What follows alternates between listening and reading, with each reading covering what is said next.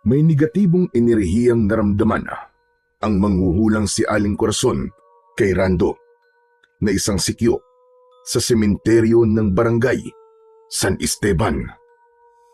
Isa raw itong nagbabantang malakas at mapanganib na enerhiya.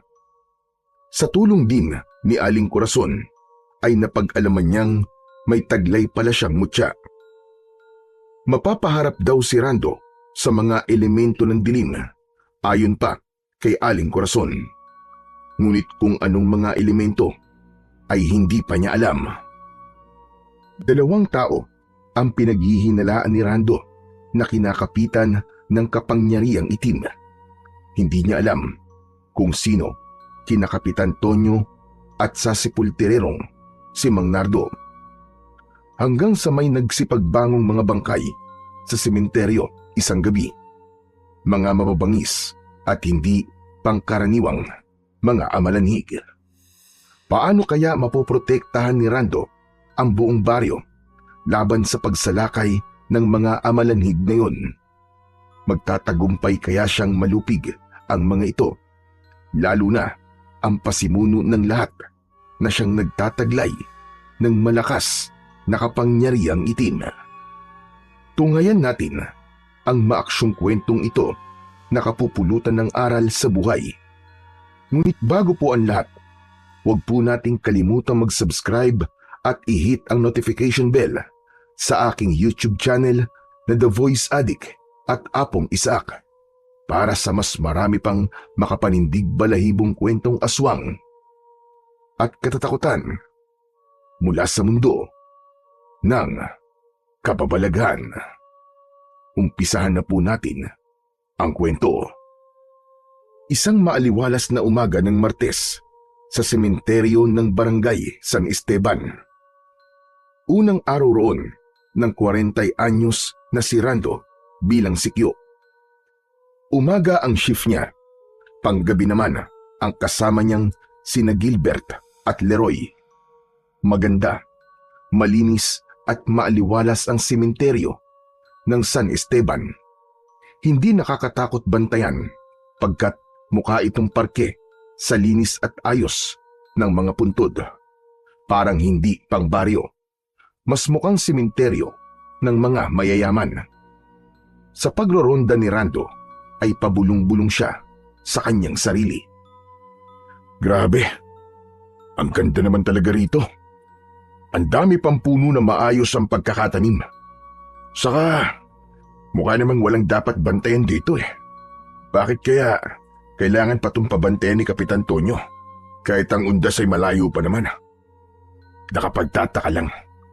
Ano kaya ang meron? Sa isang banda, malapit sa isang musileo at isa sa magagandang puntod doon, napansin niya na may isang matandang lumililing doon na pinagkukumpulan ng ilang dumadalaw sa mga puntod ng kanilang mga kamag-anak. Naisipan niyang makiisyoso at baka kung ano ang ganap doon. Baka may pasikretong bintana ng ipinagbabawal na gamot ay kailangan niyang gumawa ng aksyon. Aba, narito rin na si Tiyo. Halika iho, at baka gusto mo rin silipin ko ang mga guhit ng palad mo. Kung gusto mo, ay pwede ko ring alamin ang enerhiyang kumakapit sa pagkatao mo. Isa palang mangungula ang mga nasa 60 anyos na matanda. Kaya pala, nababalot ng malapad na kulay itim na panyo ang kulubot nitong noo. May disenyong mga bituin, buwan at araw ang itim na panyong yun. Sa unang tingin ay hawig ng matanda si Apo Wangod. Mas bata lang itong tignan. Para malibang kahit papano ay wala naman palang iligal na nagaganap ay pumayag naman si Rando. Nakangiting inilahad niya ang malapad niyang palad. Sige ho, Lola. Basahin niyo po ang palad ko. Pati na ang sinasabi niyo pong enerhiyang kumakapit sa akin. Sige ho, payag ho ko. Aba, ang lapad naman ng palad na ito. Sige, saka kakaiba ang init nito ah. Mukhang may mababasa rin yata akong kakaiba.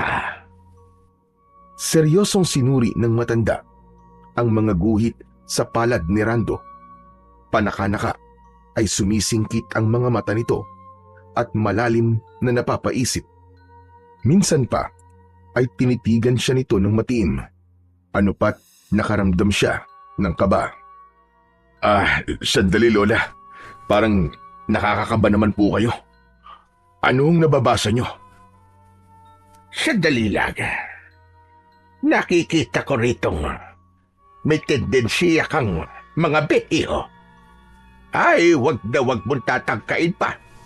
Makontento ka sa asawa mong tingin ko naman ay sexy, maganda, matalino at mabait pa. Wala ka rin namang problema sa buhay pamilya mo, kalusugan, espiritualidad at estadong pinansyal. Maganda bawat guhit ng palad mo, iho. Yung tendensiya mo lang talaga ang medyo hindi maganda.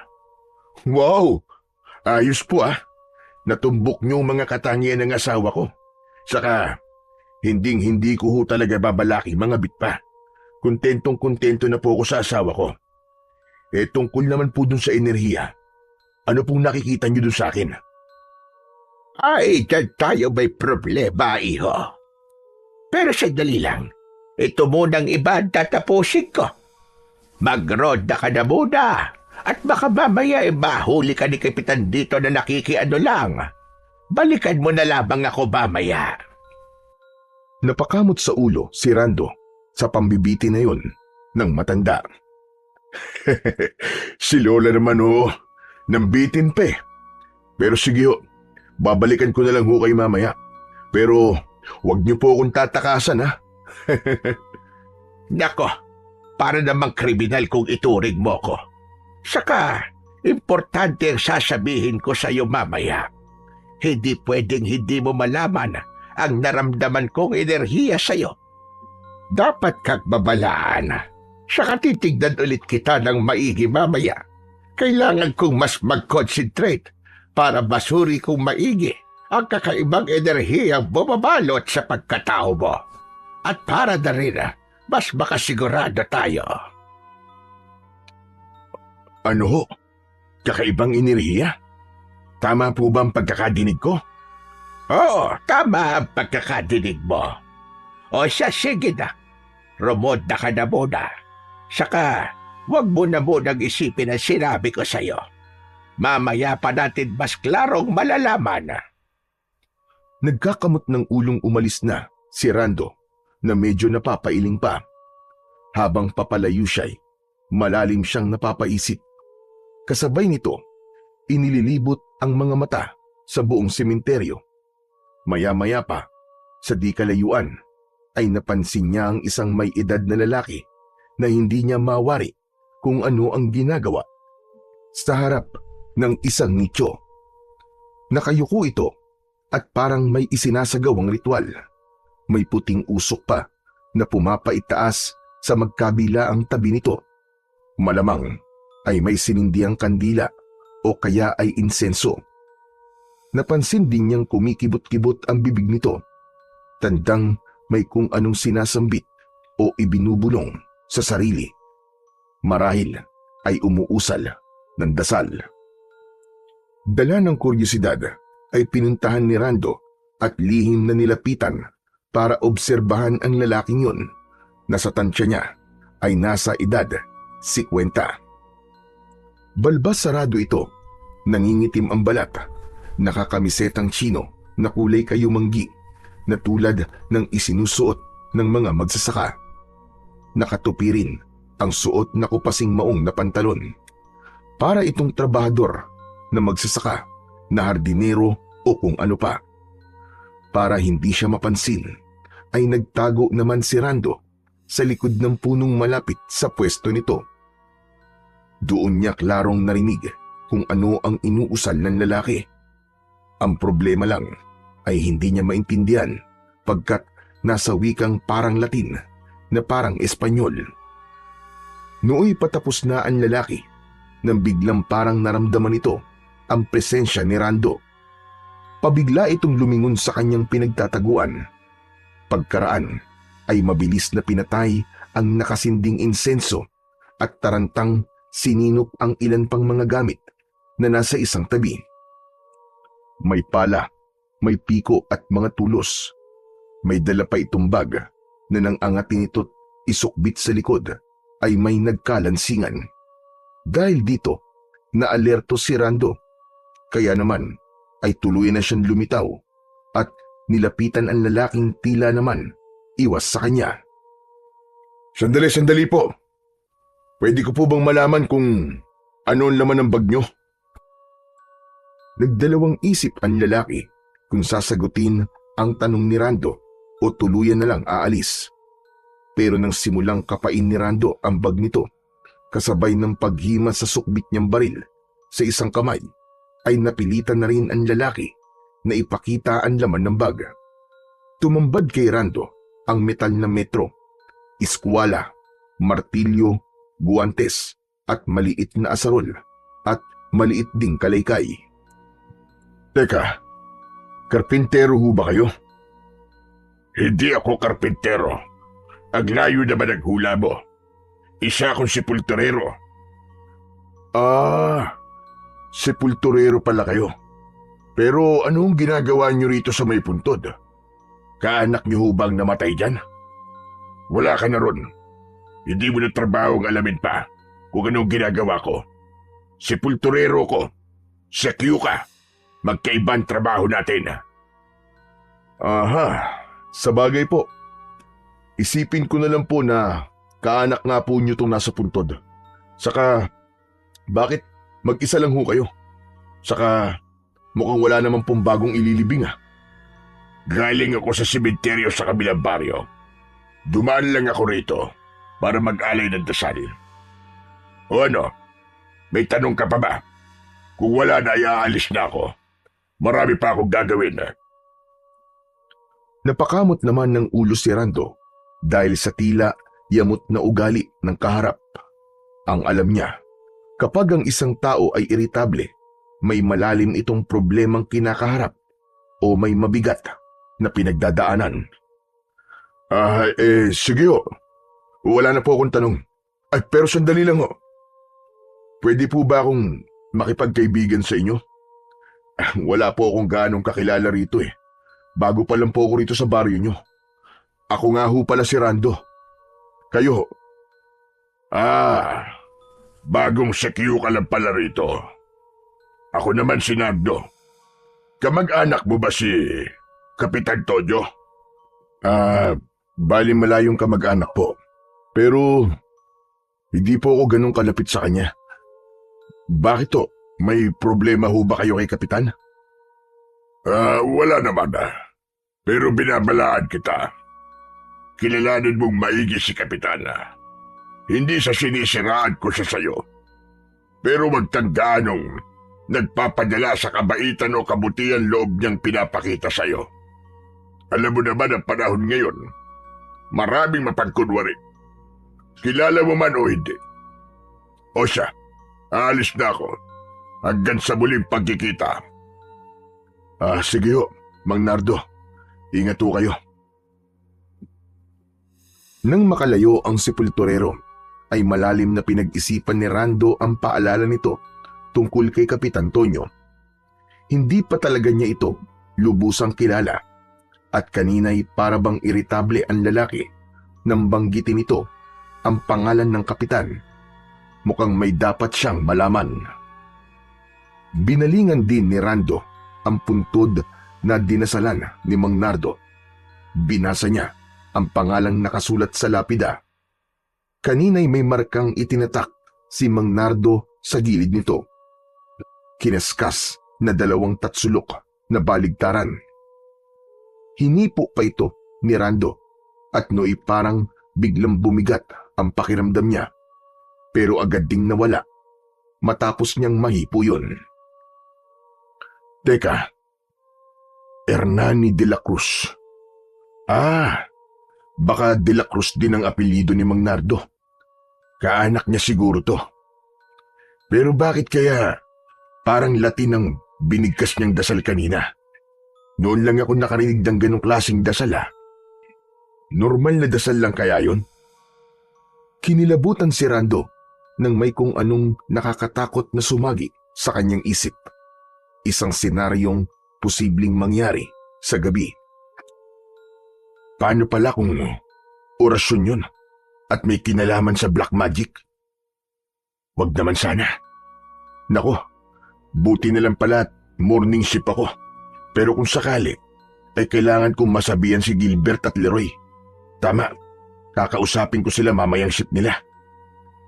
Nang maalala ni Rando si Aling Corazon matapos itatak sa isip ang gagawin mamaya, ay nilisan niya na ang puntod na dinasalan ni Mang Nardo.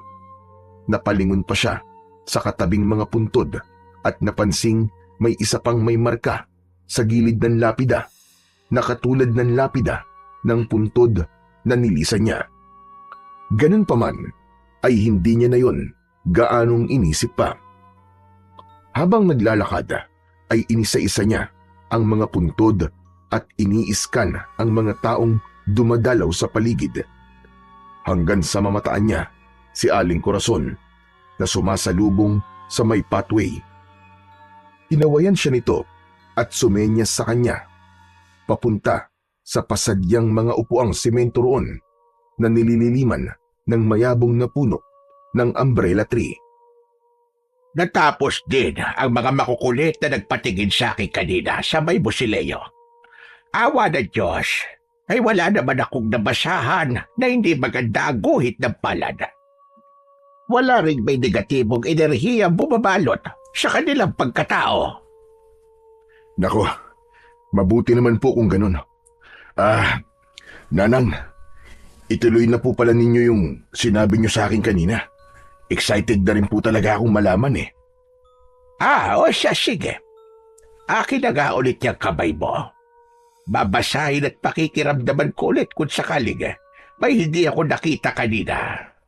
Kung bakit naman kasi ikaw lang ang medyo may alanganin akong nakita at naramdaman.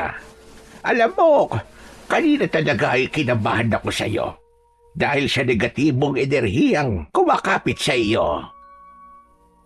Ako rin naman kinabahan din. First time ko po talaga yun na may bumasa sa palad ko. Kumbaga virgin pa po ang mga palad ko. Hay nako, ano ba naman yung joke mo? Virgin na, tapos ganito naman, alanganin. Matanong pala kita, naniniwala ka naman ba sa mga tulad kong nakakabasa ng kapalaran sa pamamagitan lang ng guhit ng palad at nakakaramdam ng kakaibang mga enerhiya sa paligid? Tatapatin ko kayo, Nanang. Sa totoo lang po, ay hindi ko pa alam kung maniniwala ba ako sa inyo o hindi. Depende po siguro kung magkakatotoong sasabihin nyo sa akin tungkol sa kakaibang enerhiyang nararamdaman nyo na sabi nyo nga ay kumakapit sa pagkatao ko. Pero kanina natumbok nyo mga katangian ng asawa ko, ay masasabi ko pong 50% na po akong naniniwala sa inyo. Ayos yan. Pero sasabihin ko sa iyo, ako rin ay hindi naniniwala dati sa mga katulad ko. Pero isang araw ay natuklasan kong ako mismo pala ay may itinatagong kakayahang bumasa ng palad ng tao at makaramdam ng kakaibang enerhiya sa paligid. Dahil paga sa kakayahan kong ito, ay nalantad sa akin ng ibang mga mapagpanggap na katulad ko na nakakabasa raw pero peke pala at pinipirahan na lang ang mga tao. Kaunti lang talaga ang mga katulad kong may ganitong totoong espesyal na kakayahan. Yung karamihang nagkalat dyan ay mga huwad at puro nagpapabayad. Ang mga totoo na tulad ko ay hindi nagpapabayad. Ang layunin namin ay magbabala sa mga tao at makatulong sa kanila na makita kung maayos ba o hindi ang kanilang hinaharap para makapaghanda sila. Mariing tumangu-tango si Rando sa mga sinabi ni Aling Corazon. Pero dahil sa mga yon, ay lalo naman siyang kinabahan habang iniaabot sa matanda ang kanyang palad. Nakakamangha naman po mga katulad nyo. Kaya lang parang lalo naman po akong kinakabahan. Normal lang naman yan, nakabahan ka. Sa bagay na hindi mo pa lubusang alam. Ganito na lang, para hindi ka kabahan. Ano mang hindi magandang makita ko, ay pwede pa namang makontra o masolusyonan. Kumbaga titignan natin kung alin ang mali na dapat itama. Ikaw siyempre ang unang-unang kikilos dito. Pero kung sa tingin ko may mayaambag akong solusyon, ay tutulungan din naman kita. O paano? Ituloy na natin. O sige ituloy na po natin. Saka may papatingin pa po pala ako sa inyo mamaya. At muli nang binasa ni Aling Corazon ang palad ni Rando at pinakiramdaman ang enerhiya nito. Todo concentrate ang matandang babae. Todo rin kung maningkit ang mga mata. Paminsan-minsan ay napapakibot pa na para bang nabibigla sa kung anumang nababasa o nararamdaman. Ito na ang nararamdaman kong kakaibang enerhiyang kumakapit sa'yo. Mainit-init ang sigaw niya mula sa iyong katawan. Aba, teka. Sandali lang. Para yatag. Kumibot-kibot ang medyo pangilong ni Aling Corazon. Sininghot-singhot ang hangin. Ano, Nanang? Parang ano? Parang may naaamoy akong matapag na amoy. Parang amoy kwan. At tama. Amoy bawang. Amoy bawang siya. Amoy bawang ang enerhiyang kumakapit sa'yo. Ano, Nanang? Amoy bawang ho talaga? Medyo natatawang napakapa si Rando sa kanyang bulsa nang inilabas niya mula rito ang munting lalagyang plastik na naglalaman ng sinangag na bawang chips na paborito niyang kutkutin kapag nagpapalipas ng init sa kanyang duty bilang security guard. Nanang, baka ito naman hong nararamdaman at naaamoy niyo. Bawang chips po ito. Palagi po ako may baon ito sa duty. Sideline din ho kasi ito ng misis ko. Nagtitinda ho siya ng ganito. Saka, ito pong dala ko ay chili flavor. Kaya siguro nasabi niyo rin na mainit na enerhiya. Seryoso ako. Huwag kang tatawa-tawa. Saka hindi ko naman alam na may dala kang ganyan. Teka, pwede ko bang hawakan at suriin? Baka kasi hindi yan normal na bawang chips lang.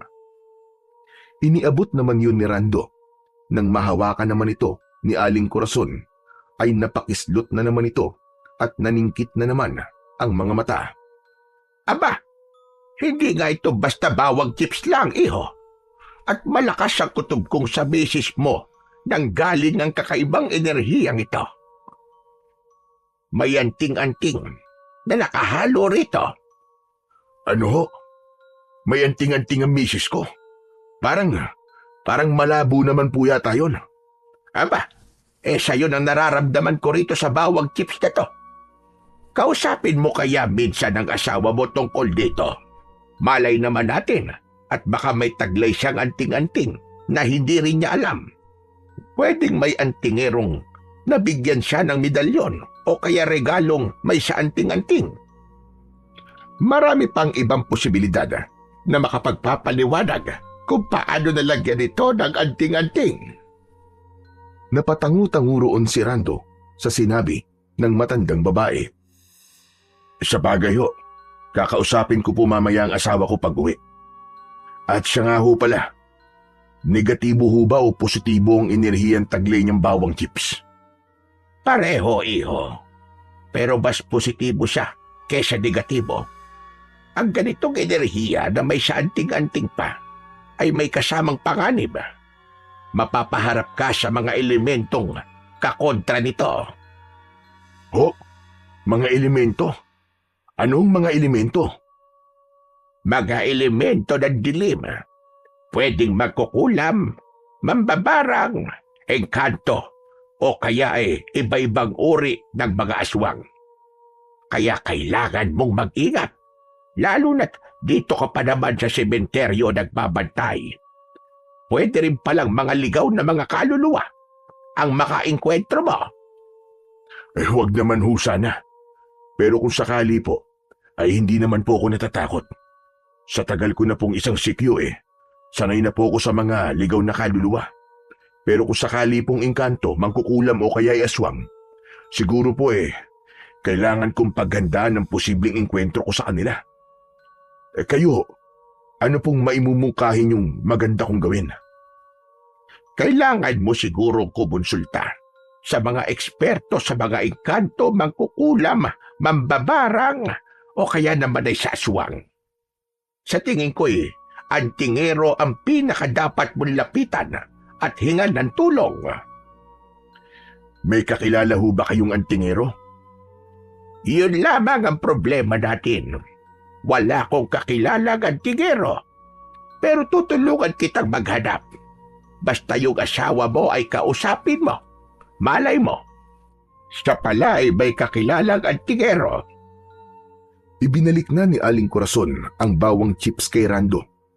At nang madikit ang kamay nito sa isang kamay ni Rando, ay napakislot na naman ito. Tandang may naramdaman na naman kay Rando. Hala, teka sandali lang iho. May isa pang negatibong enerhiyang kumapit sa iyo. Mukhang sariwa pa. Nakasalat ka ng isang bagay na kinapitan ng malakas na negatibong enerhiya. Ano? Ano naman pong enerhiya yan? Parang ang malas ko naman ho yata ngayong araw. Ito ang nakakatakot, iho. Purong negatibong enerhiya kasi siya. Saka parang hindi pa siya lubusang nabubuo. Kumbaga nagbabanta pa lamang siya. Bumubuelo, kumbaga. Saan ko naman ho kaya nakuha yan? Abay, alalahanin mo kung ano-ano ang mga bagay na nahawakan mo kanina. Sariwa pa kasi ang enerhiyang ito.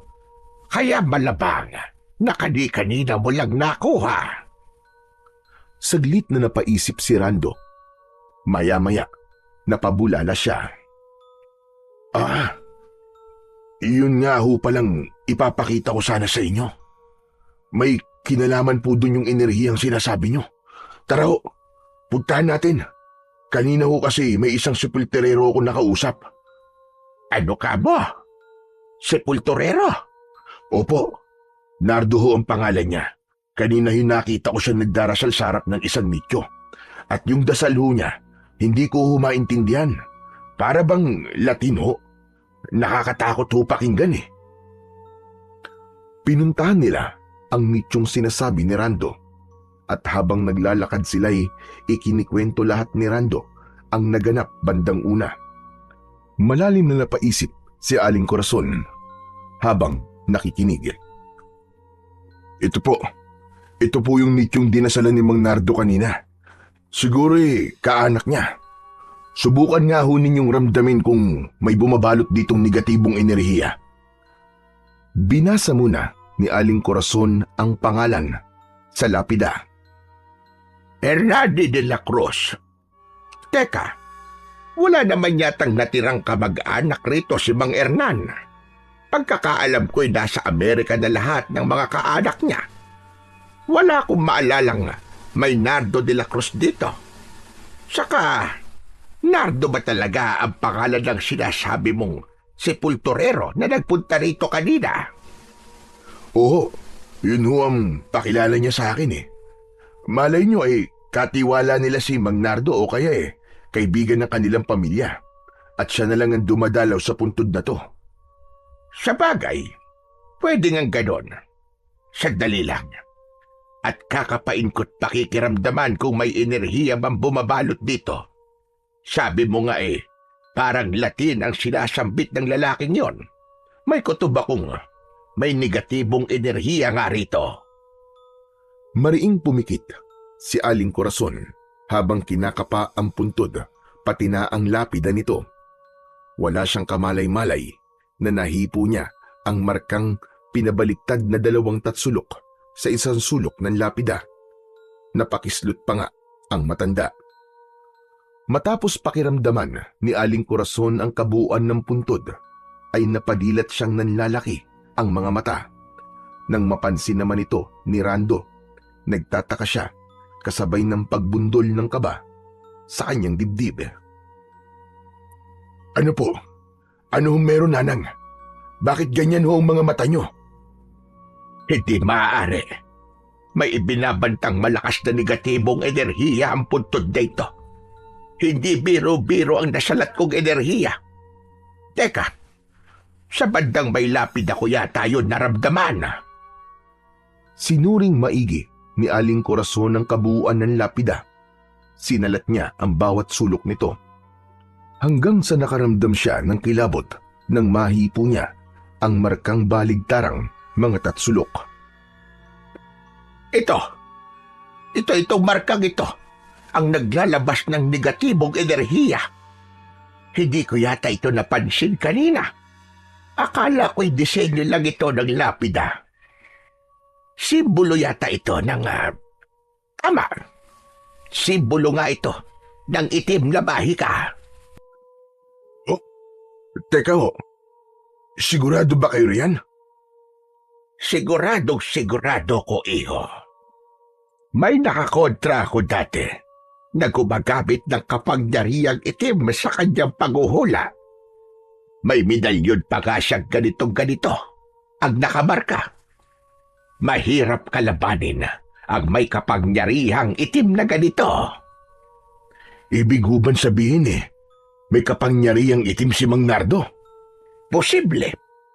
Kaya mula ngayon ay dapat mong iwasan ang sepulturerong yon. Hindi natin alam kung paano niya pinapagana ang kapangyarihang itim at kung bakit minarkahan niya itong lapida ng nityong ito. Ang inakatakot ko, baka gusto niyang magbangon ng patay. Hindi natin alam kung ano ang talagang pakay niya. Kaya bilang security sa sementeryo, ay kailangan mong mag-extra bantay dito. Umaga at gabi ka ba rito? Hindi ho Iba ho nagbabantay sa night shift. Kaya sasabihan ko rin po talaga sila tungkol dito. Paano ko biglang pagpalitin ang shift nyo? Nako, mahirap na. Paghahandaan ko po mga posibleng mangyari. Hahanap po kagad ako ng antingero na makakatulong ko kung sakaling mailipat ako sa night shift. Tama. Hay nako. Kinikilabutan talaga ako sa nararamdaman kong malakas na negatibong enerhiya sa lapidang ito. Ay sandali lang. Wala ka na bang ibang kakaibang napapansin dito sa sementeryo? Saglit na natigilan si Rando. Inalala niya ang mga nagdaan niyang pagbabantay. Maya-maya pa ay may naalala siya. May nakita ho pala akong ibang nicho na ang lapida ay may marka ring katulad po nitong isa. Talaga? Aba, nasaan? Ayun po sa bandaron. Pahilis pong kahileran nitong isa. Pakiramdaman niyo rin ho kung kapareho niya ang enerhiya nitong isa. Nilapitan nila ang kabilang nichong yun at agad na pinakiramdaman ni Aling Corazon. Kako! Tama ka ka, iho. Pareho sila ng negatibong enerhiya. Hindi maganda ito. Mukhang may iba pang namarkahan din ng ganito. Teka, tingnan natin ang iba. May kailangan akong kumpirmahin. Nagtulong ang dalawa na maghanap ng iba pang namarkahan din ng 2 baligtarang tatsulok o hugis bituin na may 6 na sulok. Kada may mahanap sila'y ikinukonekta nila sa mga dati na nilang nahanap hanggang sa wala na silang mahanap. Sinasabi ko na nga ba, may pattern ang pagkakamarka sa mga lapida. Konti na lang ang mamarkahan at makukumpleto na ang katulad ng markang nasa mga lapida. Ang bituin ng kapangyarihang itim. Ano ho, Aling Corazon? Bituin ng kapangyarihang itim? Patay. Baka yan po ang dahilan kung bakit pinababantayan dito ng kapitan. Oo nga, no? Ngayon ko lang naisip kung bakit mahigpit ang seguridad dito ngayon ni kapitan. Mukhang may inililihim siya sa baryo. Aha. Minsan nga rin ay sasadyain ko siyang pakiramdaman. Ay, ganito pala, iho. May naisip ako. Ewan, pero malakas ang kutob kong parehong may kinalaman dito si Kapitana at yung Nardo na si Pultorero. Posible rin may mga patay dito na sangkot. Pareho po pala tayo na naiisip. Balak ko rin nga hong makipagkaibigan kay Mang Nardo eh. Tingin ko ho kasi ay may malalim na pinag-uugatan ang pagiging iritable niya. Saka binalaan din ho niya ako tungkol kay Kapitan. Kita mo na? May dapat talaga tayo malaman tungkol kay Kapitan. Ako nang bahala kay Kapitan. Ikaw naman ang kay Nardo. Sobrang mag-iingat ka nga lang sa kanya. Huwag mo rin kalilimutang kausapin ang asawa mo tungkol dyan sa bawang chips mo. At yung mga kasamahan mong nakatoka sa gabi, balaan mo rin sila. Opo, gagawin ko po talaga lahat yan. O siya, habang maaga pa kailangan na nating kumilos kagad. Sabi ko nga, ay hindi biro-biro ang nagbabantang enerhiya sa sementeryong ito. Pupunta kagad ako sa Barrio Hall. Tsitsimpuan ko si Kapitan. O paano? Magkita na lang ulit tayo kapag may nasagap na ako mula kay Kapitan. Sige ho, mag-iingat po kayo sa lakad nyo. Ay, oo nga ho pala. Ano ho bang pangalan nyo? Ako nga ho pala si Rando. Kayo po? Pambihira ka. Nabanggit ko na sa iyo ang pangalan ko. Corazon. O paano? Maiwan na kita, Rando, ha? Hihingi pa sana ako ng bawang chips mo eh. Kaso wala kang magiging proteksyon. Baka babaya biglang magising ang negatibong enerhiyang nakatulog pa sa ngayon sa sementeryong ito. Bigyan mo na lang ako siguro sa susunod. Huwag ho kayong mag-alala. Bibigyan ko po talaga kayo sa susunod. Tuluyan nang naghiwalay ang dalawa. Naiwan si Rando na malalim na napapabuntong hininga habang tanaw ang kabuuan ng sementeryo. Hindi niya akalaing ang kakaibang ganda ng sementeryo ay nababalot pala ng nakaambang panganib. Hindi pala biro-birong pagbabantay ang kailangan niyang harapin. Nang sumapit na ang kinahapunan, ay dumating na ang papalit sa kanya para sa night shift. Ngunit napansin ni Rando na mag-isa lang ang 38 anyos niyang kaibigan na si Gilbert. O buddy, bakit mag-isa mo lang dumating dito? Nasa si Leroy? Nako may emergency daw sa kanila eh. Kanina lang, manganganak na raw ang misis niya. Nagpasabi siya sa akin na kung pwede, ay ikaw na raw muna ang pumalit sa kanya ngayong gabi. Iista mo raw ang gabing ito at ikakaltas daw niya sa sahod niya at ibibigay daw niya sa'yo. Tinawagan na raw niya ang misis mo at nakapagpaliwanag na yun nga, straight hanggang night shift ka ngayon. Kung gusto mo, para mas makasiguro ka, tawagan mo ngayon ang misis mo.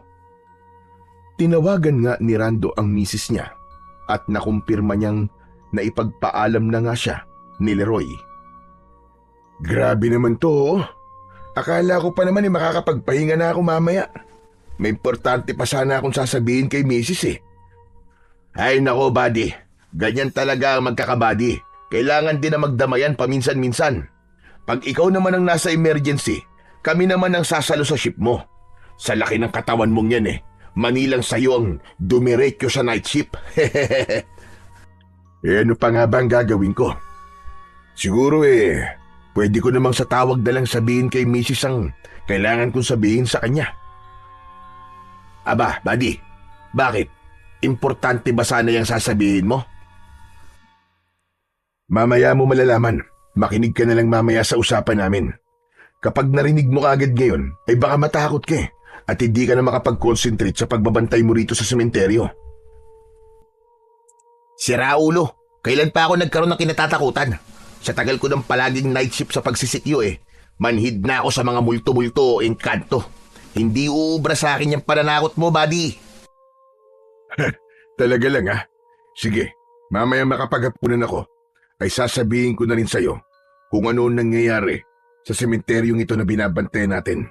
At siya nga pala, dinalhan mo ba ako ng mahahapunan ko? Oo, sinagot na nga ni Buddy Leroy. Heto nga likyong manok with sarsa, kanin at Mountain Dew. San Miguinkan pa. Sana nga para sa ating dalawa kaso nalimutan niya Saka na lang daw, i-blow out na raw niya tayo paglabas ng misis niya. Iba rin talaga ang body natin, no? Paano? Ikaw na muna magbantay rito at maghahapunan lang muna ako. Nakapaghapunan ka naman na siguro. Doon muna ako kina Kapitan. Malapit lang naman dito ang bahay nila. Sasabihin ko na rin sa kanya na ako ang pansamantalang pumalit kay Leroy. Sige lang, buddy. Basta wag ka magtatagal doon Samahan mo kagad ako rito. Mahirap pang mag-isa lang sa gabi. Alam mo naman ang panahon ngayon. Mas nakakatakot pa ang mga taong masasamang loob kaysa sa mga multo. Sa bahay naman ng 55 anyos na si Kapitan Tonyo, nang naroon na si Rando, ay ganito naman ang eksena matapos niyang makapaghapunan doon at matapos din niyang ipaalam dito ang tungkol kay Leroy. Siya nga pala, Rando.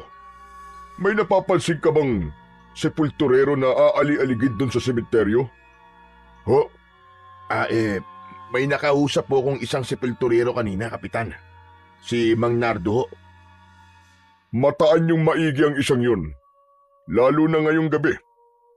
Wala akong tiwala sa sepulturerong yun. Baka nakawa ng mga bagong libing o kaya kung ano-ano pa ang gawin. Mag-iingat din kayo sa taong yun. Iwasan nyo kapag nakikipagkaibigan sa inyo.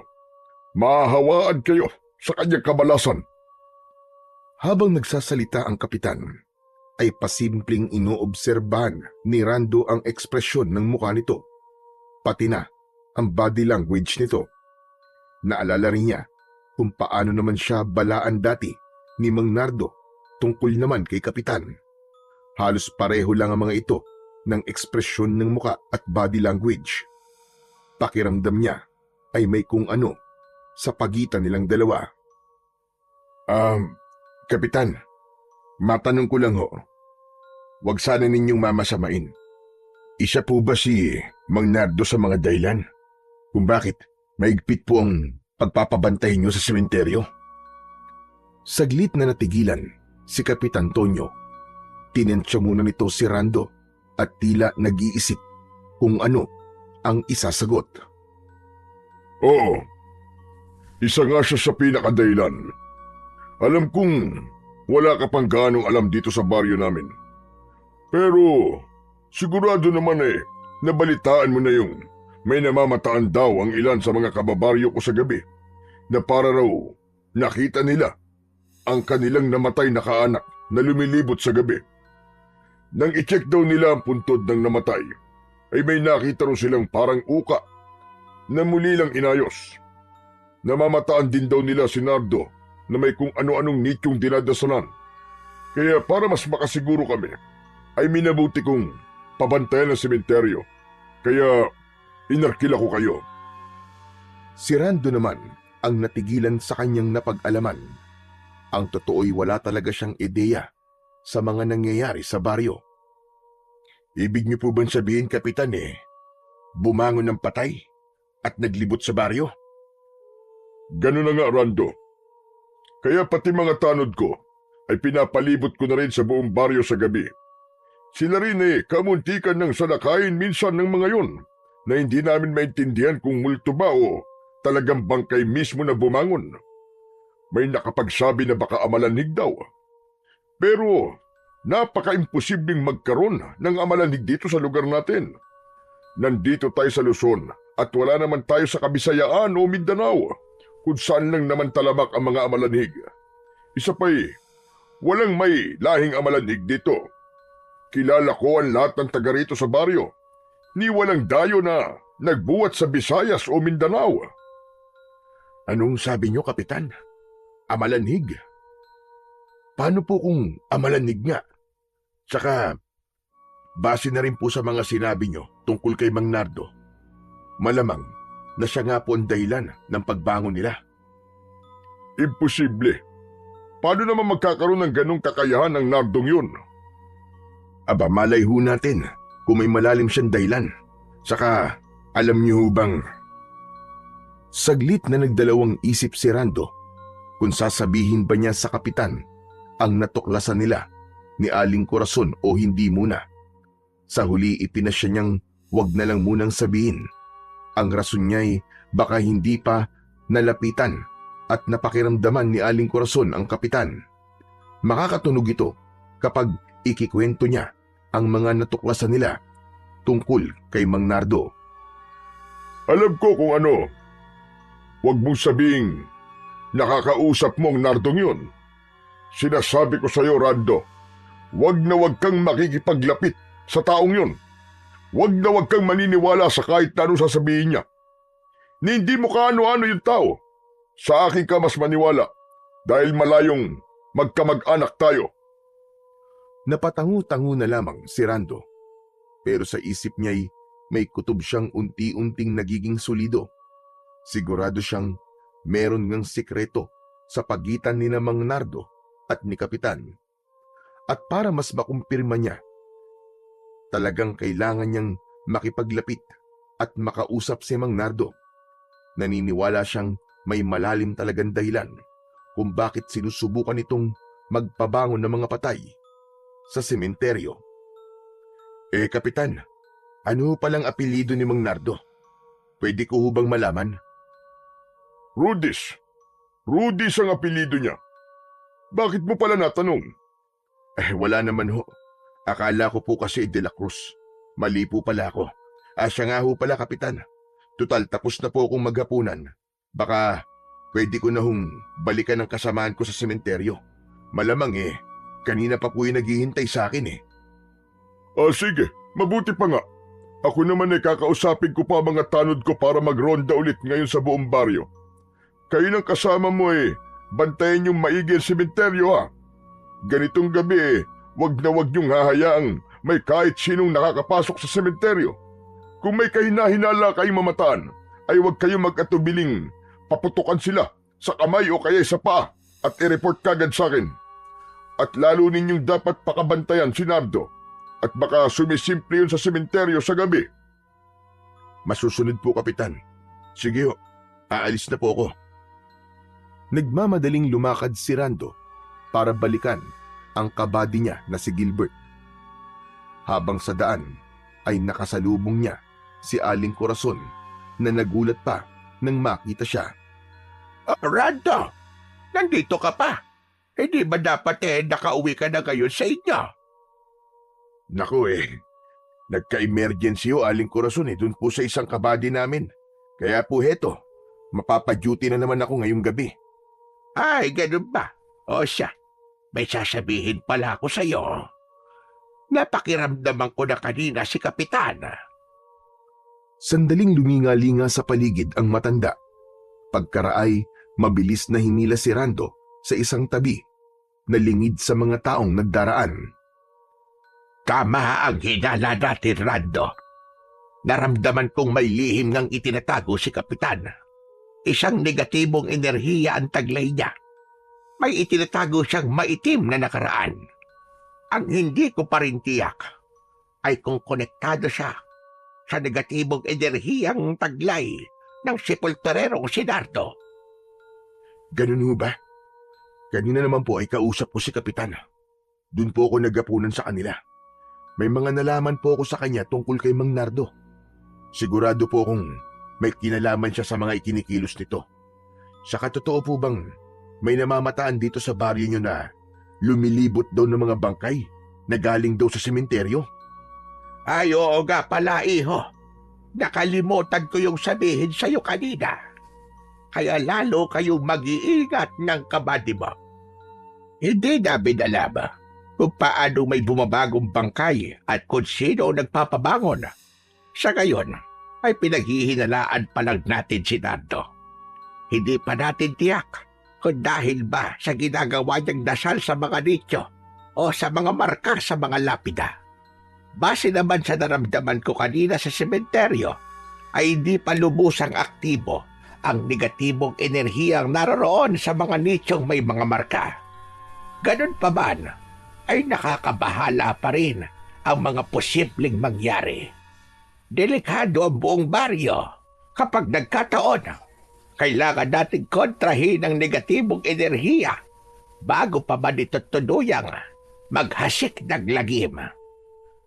Huwag ho kayong mag-alala. Magbabantay ho kaming maigi ngayong gabi ng kabady ko sa sementeryo. Tulad po ng nakita natin kanina na hindi pa ho kumpleto ang mga marka sa mga puntod. Wala pa naman po sigurong mangyayari.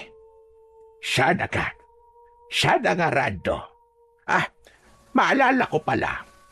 Pinuntahan ko rin pala kanina lang ang bahay ni Nardo.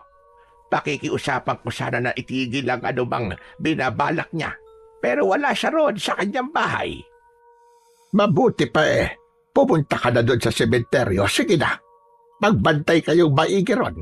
Baka babaya nandun na pala ang Nardong yon at may dinadasala na namang nityo. Kaya nga, dala mong bawang chips. Wala ka bang nararamdaman dyan?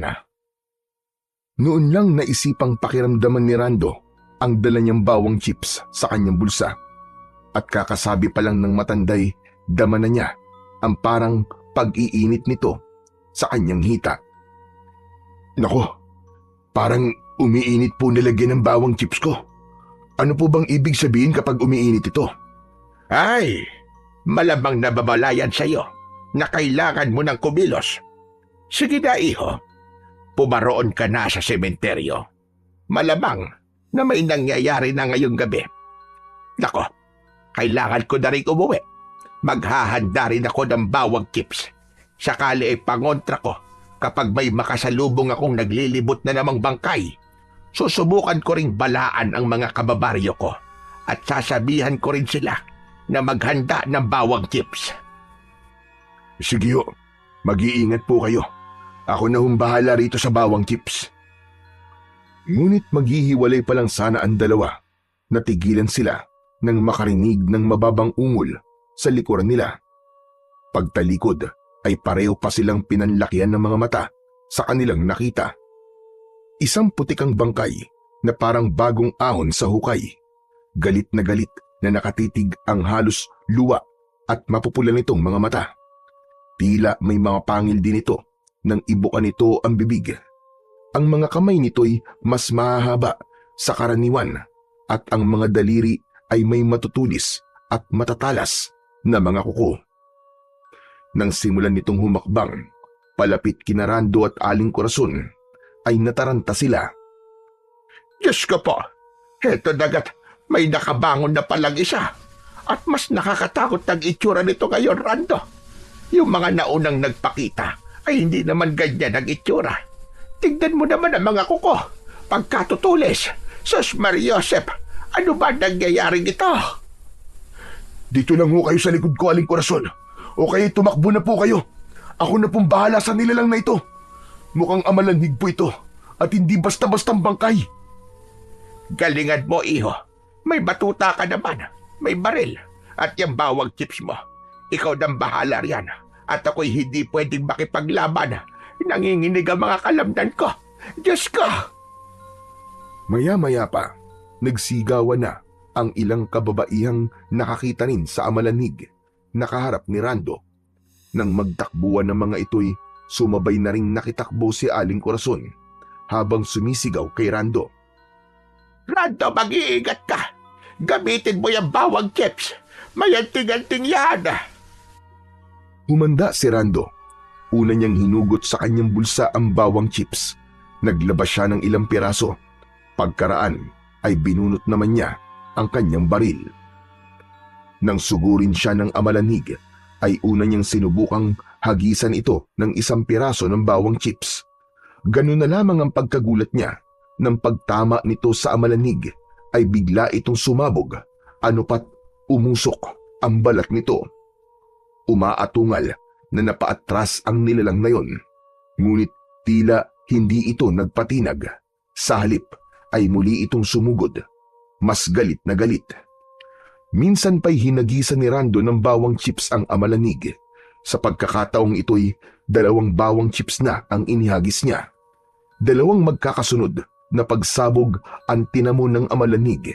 Buga nito'y naputol ang 2 kamay nito. Ganun pa man ay hindi pa rin ito natutumba. Maya-maya pa, pabiglang bumilis ang pagsugod ng amalanig habang todo ang atungal. Siyempre ay nataranta si Rando. Sa pagkakatarantanga niya'y pabigla siyang napaatras at sa kasamaang palad ay napatid ang paa niya sa isang nakausling bato. Halos mapasalampak siya sa lupa. Nang sa tuluyan na sanang makakalapit kay Rando ang amalanig na nanggigigil, ang ngumangat-ngat na mga ngipin ay biglang kumidlat at kumulog. Kasabay nito'y ang pagbuhos ng mahinang ulan. Lalapain na sana ng amalanig si Rando. Pumikit na siya at handa na sanang sumigaw sa sakit na matatamo nang maramdaman niyang biglang parang may kung anong maliliit na bagay na nagpatakan sa balat niya at nagsimulang magsigalaw. Dahan-dahan niyang idinilat ang kanyang mga mata. Sa pagtataka niya'y wala na ang amalanig. Lumingalinga pa siya para makasiguro, ngunit wala na talaga ang amalanig. Teka, nasaan na ang amalanig na yun? Ano nangyari? Tatayo na sana si Rando, ngunit nang makita niya kung ano ang mga bagay na nagsisigalaw na kumapit sa kanyang balat at damit, ay napaungol siya sa pandidiri. Pabigla siyang napatayot, mabilis na pinagpagan ang mga yon. Kadiri! Mga bulate! Yak! Saan galing ang mga to? Ang baho! Ay, sinukahan pa yata ako ng amalanig na yun. Nagsususuka si Rando sa labis na pandidiri, sa mapipintog, naninilaw at napakabahong mga bulating yon. Halos pati hinapunan niya bandang unay na isuka niya. Grabe! Akala ko'y katapusan ko na kanina. Pero suka lang ba talaga ng amalanig ang mga bulate? Imposible. Sobrang dami. Hindi kaya naging mga bulate ang amalanig na yun? Napatingala sa madilim na kalangitan si Rando. Nagsasalitan ang pagguhit at pagdagundong ng mahihinang mga kidlat at mga kulog. Dahil din kaya sa ulan? Saka bakit biglang umulan sa kalagitnaan ng tag-araw? Maya-maya, natigilan si Rando nang maramdaman niyang umiinit na naman ang bawang chips sa kanyang bulsa. Umusok pa man din ito. Inilabas niya itong muli at nang mapansin niyang nagtumpok-tumpok ang nagkikislutang mga bulate at nagsimulang gumapang patungo sa kanyang direksyon, ay naalarma siya. Anak nang, mukhang susugurin pa yata ako ng mga bulating ito ah. Teka! Naisipan ni Rando na hagisan din ng bawang chips ang tumpok ng mga bulate. Sa isang hagis niya'y umusok at sumabog ang mga bulating yon. Ngunit dahil sa dami ng mga ito'y umabot pa ng mga 5 chips bago tuluyang naubos ang mga ito. Napaubo na lang si Rando pagkatapos dahil sa mabahong amoy ng usok ng mga ito. Napakabaho talaga. Siguro yung mga uudyo ng amalanig kanina. Naku, teka. Kailangan ko na palang puntahan si Gilbert. Sigurado akong sasamantayin ng mga masamang loob na pumuslit sa sementeryo ngayong umuulan. Baka pati si Mang Nardo pumaroon. Pagdating ni Rando sa sementeryo, napansin niyang bukas ang gate na dapat sana'y nakalak. Bawat sikyo ay may tig-iisa namang duplicate key. Sinilip niya ang guard shed, pero mukhang wala roon si Gilbert. Nagtataka niyang inilak ulit ang gate at nilapitan ang guard shed. Walang ano-ano'y may narinig siyang kakaibang ungol, yung bang parang ungol ng may milagrong ginagawa. Nagmumula ito sa likod ng guard shed. Dahan-dahang pumaroon si Rando at laking gulat niya nang masaksihan niya ang ginagawa ni Gilbert. Nakababa ang pantalon nito at sa harap niya'y may isang binabaing nakaluhod at pabiling-biling ang ulo. Anak ng 7 kagaw naman oh. Anong klaseng kalibugan niyang, buddy? Pati ba naman yung pinatos mo pa? Sa kakala ko naman mahigpit ka nagbabantay dito. Ngunit sa halip na tumigil, ay ipinagpatuloy lang ng dalawa ang kanilang kamunduan. Sandali lang, buddy. Mamaya mo na ako kausapin. Malapit na ako. Mamaya mo na ako pagalitan. Ito na. Mariing napapikit ng kanyang mga mata at napatakip ng kanyang mga tenga si Rando nang malakas na umungol si Gilbert. Matapos naman yo'y agad tumakbo palayo ang bading na pakending-kending pa. Si Gilbert naman ay mabilis na nagbihis. Pagagalitan na sana ni Rando si Gilbert nang may mahagip ang kanyang mga mata sa di kalayuan. Doon sa mga nicho sa sementeryo, may tila nakasinding mga kandila roon na isa-isang namamatay dahil sa lalong paglakas ng ulan. Sa liwanag ng gumuguhit na ilang munting kandila ay parang may bulto ng tao na nakikita na nakatayo sa isang banda. Parang si Mang Nardo, ang usok ng namatay na mga kandila ay nagkalat sa palibot nito. Teka, may nakapasok sa sementeryo, buddy. Gawa ng kapabayaan mo. Mukhang si Mang Nardo pa. Lagot tayo nito. Ha? Bakit naman tayo malalagot? Siya ang dapat nalagot sa atin, buddy. Hindi.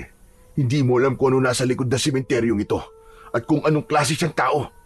Sasabihin ko pa lang sana sa iyo Pero mukhang heto't naunahan na tayo. Baka nakumpleto na niya ang marka ng kapangyarihang itim. Teka, ano ba pinagsasasabi mo, buddy? Anong marka ng kapangyarihang itim? At biglang gumuhit ang isang matalim na kidlat at tumama mismo sa isang nicho sa kalagitnaan ng sementeryo, malapit mismo sa kinatatayuan ni Mang Nardo. Halos nawarak ang nichong yon. Kasunod nito, bago pa dumagundong ang isang malakas na kulog, ay narinig pa ni Rando ang malakas na isinigaw ni Mang Nardo. Sa bisa ng batong itim ng isang mabangis na malanhig, magsipagbangon kayo at salakayin nyo ang buong baryo. Higit sa lahat, na dapat ninyong salakayin ay si Kapitan Tonyo, 10 ng kanyang pamilya. Wala kayong ititirang buhay.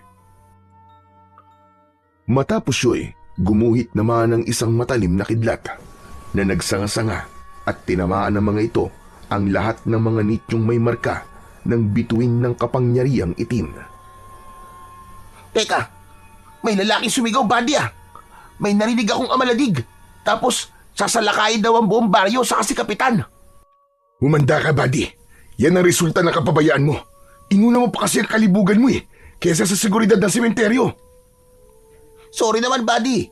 Pero bigla talaga akong nawala sa sarili ko kaninang nilapitan ako ng bakunaw na yun Ewan ko ba? Para akong naipnotismo. Parang bumalik na lang ang wisyo ko kaninang bigla kang nagsalita. Kung di lang yung tumakbo, baka binaril ko yun Malamang ay pain yun ni Mang Nardo para iligaw ang pagbabantay mo. Eto nga, nagtagumpay na siya. Kaya alerto ka, buddy. Mataan natin ang mga nityong tinamaan ng kidlat. Teka, buddy. Ilalabas ko lang ang extra nating mga balat. Baka mapasabak tayo ng tuluyan Hindi ko alam kung ano ang amalanig. Pero siguro naman mapupuruan kagad ng tama ng baril ang mga yon. Bilisan mo, buddy. Kumuha ka na rin ng extra flashlight natin. Mabilis namang kumilos si Gilbert. Si Rando naman ay muling binalingan ng tingin ang sementeryo. Sa kasamaang palad, maliban sa mas lumakas pang buhos ng ulan, ay mas kumapal pa ang mga usok ng namatay na mga kandila sa paligid. Dahil dito, ay halos wala na siyang makita sa paligid. Heto na, buddy. Isang box ng bala para sa'yo. Kapag naubos yan, ay wala na tayong bala. Heto naman ang extra flashlight mo. Teka, bakit ganun? Puro usok na ang paligid. Wala na tayong makita. Tara na, buddy. Sigurado ko na may magsisibangon na ng mga malanig mula sa tinamaang mga nicho. Samantalahin natin silang unahan habang malakas pa ang ulan. Ang alam ko magiging tumpok pa lang sila ng mga uod dahil sa ulan. Pero oras sa tumila ang ulan ay muli silang mabubuo para tuluyang sumulakay sa baryo. Ano? Naging tumpok sila ng mga bulate? Eh di sana pala water gun ang dala natin. Bakit? Alam ba nating mapapaharap tayo sa mga amalanig? Nako, teka buddy. Umiinit na naman pala ang bawang chips ko. Ito nga pala ang dagdag panlaban natin. May saanting-anting to buddy sa maniwala ka't sa hindi. Umasabog to kapag inihahagi sa mga amalanig tulad ng nakaharap namin kanina ni Aling Corazon sa Purok Uno. Ano ka mo, buddy? Sumasabog na bawang chips? Para ka namang siraulo, buddy. Patingin nga ng bawang chips na sinasabi mong may sa anting-anting. Kailan pa nagkaroon ng anting-anting ang bawang chips ng misis mo? Seryoso ako, buddy. Totoo sinasabi ko sa'yo. Saka mo na ako pagtawanan pagkatapos ng gabing to. Sana lang maligtasan natin to. Aba, teka lang buddy. Umuusok ang bulsa mo. Tignan mo. Inilabas ni Rando ang transparent na munting lalagyang plastik na naglalaman ng bawang chips. Kitang-kita nang namamanghang si Gilbert ang pag-usok at bahagyang pagliliwanag ng laman nito. Hala buddy, nagliliwanag din ang laman yan. Magsasalita pa sana si Rando, ngunit hindi na niya naituloy nang walang ano-ano'y nakarinig sila ng tila galit na mga atungal na mukhang papalapit sa kanila. Pagbaling nila't pagtutok ng kanilang mga flashlight ay ganun na lamang ang pamimilog ng mga mata nila nang mamataan ang papalapit na mga amalanig na ang mga itsura ay mas nakakatakot pa kaysa sa una ng nakalaban ni Rando. Anak ng puti ko! Nakabangon na sila, buddy! Saka, mukhang hindi sila nagiging mga bulati sa ulan. Paano nangyayaring ganito? Samantalang, ganun na nangyari sa unang nakalaban ko. Grabe, mga malanig na ba ang mga to, buddy? May mga pangil talaga sila. Ang hahaba't matutulis pa ng kanila mga kuko sa kamay. Mas buka sila mga aswang Mga aswang na amalanig sila, buddy. Hindi sila pangkaraniwan. Dahil sa dinasalan sila ni Mang Nardo gamit ang kapangyarihang itim. Humanda ka. Sa ulo ang asintahin mo para tiyak na matumba sila. Bigla silang bibilis kumilos kapag natamaan at hindi sa ulo. Haya na, buddy! May papasugod na sa banda mo! Nang tangkaing dukwangin ng isang amalanhig si Gilbert, ay kagad nitong binaril sa ulo. Ngunit dahil dito'y naging mityayon para magsiatungal sa galit ang iba pang mga amalanig sa paligid. Kasunod nito'y sabay-sabay at tulad ng sinabi ni Rando ay mabilis na umatake ang mga ito. Nagsunod-sunod ang pagpapaputok ng baril ng dalawa dahil sa pagkataranta. Nadadaplisan lang ang iba. Ang resulta, lalo pang bumilis ang kanilang pag-atake. Anak ko po, anak ng 7 kumag naman Lalo silang bumibilis Grabe, kinakabahan na ako. Mag-concentrate ka lang, buddy. Huwag ka nang dala ng data. Huwag mong hayaang makalmot o makagat ka at baka mahawaan ka nila. Sige, buddy. Pero yung bawang chips mo pala, bakit hindi mo pa gamitin? Tsumicempo lang ako, buddy. Saka hindi ko to pwedeng maubos kagad. Ito lang ang dala ko. Nang dukutin na ni Rando ang bawang chips sa kanyang bulsa, ay siya namang sabay-sabay na pagsugod ng 3 galit na mga amalanig kay Gilbert. Ang isa pa'y pabiglang lumundag, dahilan para ito at si Gilbert ay kapwa matumba at magpagulong-gulong sa lupang nagpuputik na. Buddy, tulong! Napakalakas pala nila! Tulungan mo ako! Dito na ginamit ni Rando ang bawang chips na nooy napansin niyang lalo pang nagliliwanag. Umalingasaw din bigla ang matapang nitong amoy. Ano pat nagsimula siyang layuan ng mga amalanig. Si Gilbert, sa halip ang binalingan ng mga ito at tinangkang pagkumpulan. Buddy! Ano na? Pinagkukumpulan na ako! Tulong! Ito na, buddy! Hagisan ko na sila ng bawang chips! Sabayan mo ng tulak! 1, 2, 3! Buddy! Isa-isang hinagisan ni Rando ng bawang chips ang mga amalanig. Kada matamaan ay nasasabugan. Pero hindi sila kagad namamatay. Nagiging mga uod lang ang ibang parte ng kanilang mga katawan. Bumilis din at lalong bumangis ang kanilang pagkilos. Ano pat, lalong nahirapan si Gilbert na depensahan ang kanyang sarili.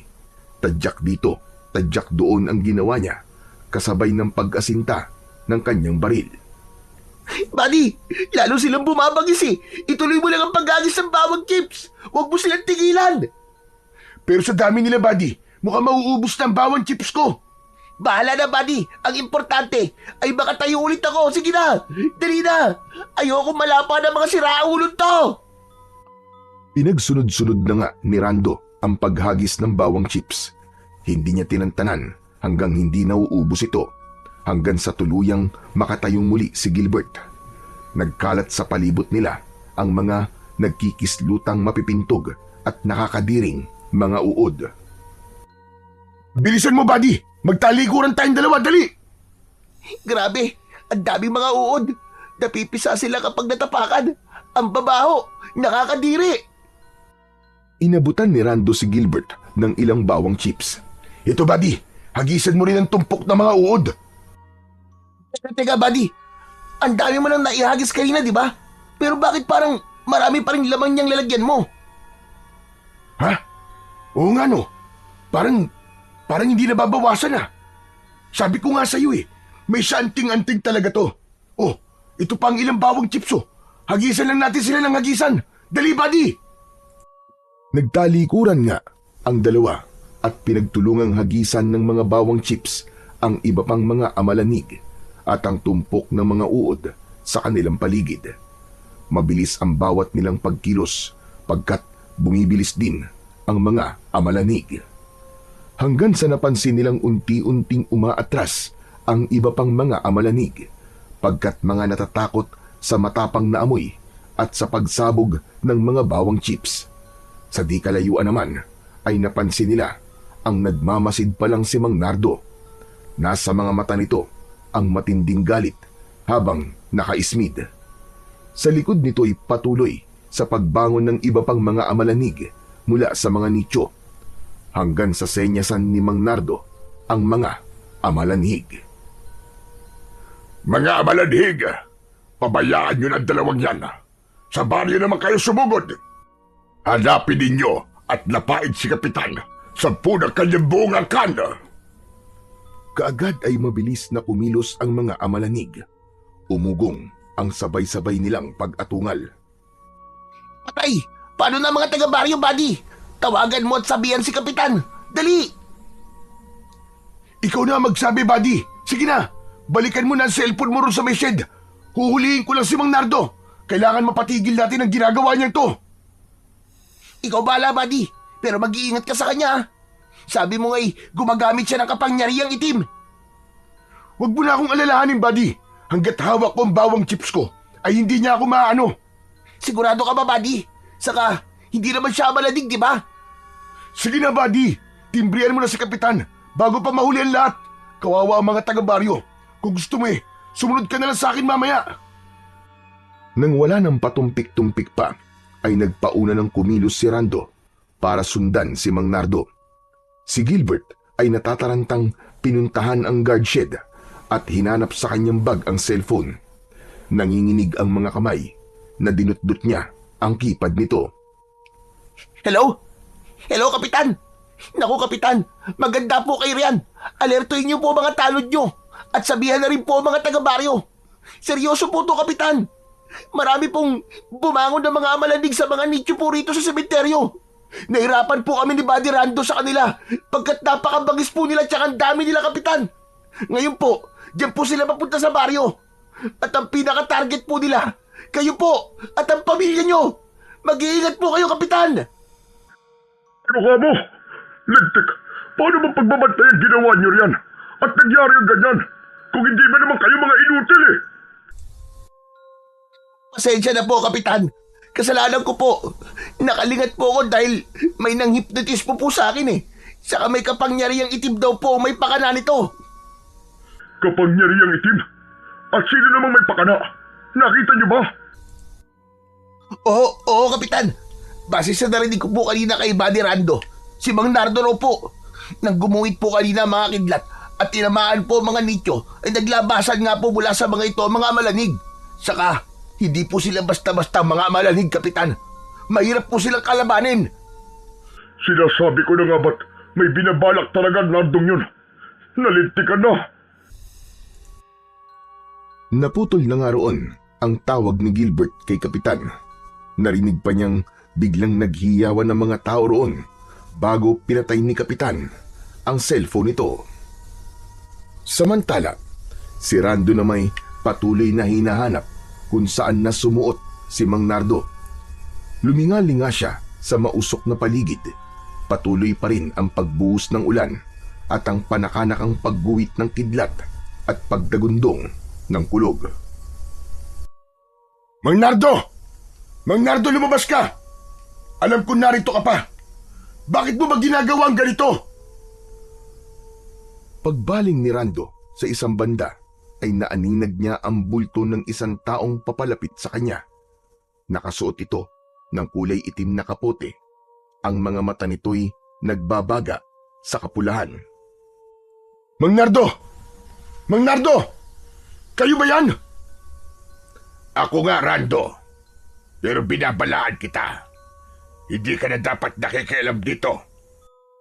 Hayaan mong maglapat ako ng katarungang hindi nakabit ng pamilya ko. Oo, alam kong may taglay kang mutya ng sumasabog na bawag. Pero hindi sapat yan para labanan mo ko. Malakas ang taglay kong kapangyarihang itim. Kaya kong tawagin ang lahat ng uri ng mga aswang kung gugustuhin ko. Kung magiging hadlang ka lang din naman sa pag-iiganti ko, hindi ako magdadalawang isip na idamay ka at ang mga kasamahan mo, pati pamilya mo, ay pwede kong idawit kung gugustuhin ko. Wala akong alam sa dahilan ng pag-iiganti nyo, Mang Nardo. Pero hindi naman po yata tamang idamay nyo ang mga inosenteng tao sa baryo. Anong sinasabi mong inosente? Kung alam mo lang, Rando, kung alam mo lang ang ginawa ni Kapitan Tonyo at ang mga taga-baryo sa pamilya ko noon, binaliwala nila ang pamilya ko sa kabila ng pagmamakaawa kung tulungan sila dahil sa sakit na may lunas pa sana. Pero anong ginawa nila? Naging makasarili sila at gusto nilang sila lang ang makinabang sa ayuda. Siniraan nila ang pamilya ko at nagpakalat sila ng kung ano-anong kasinungalingan na keso may lahi raw kaming amalanig. Ang sakit daw ng pamilya ko'y lubang nakakahawa at hindi na kailangan mabuhay pa. Wala na raw pag-asang gumaling pa ang sakit nila. Ang Kapitan Tonyo namang yun ay agad naniwala sa kabila ng dati kaming matalik na magkaibigan. Nagbago siya.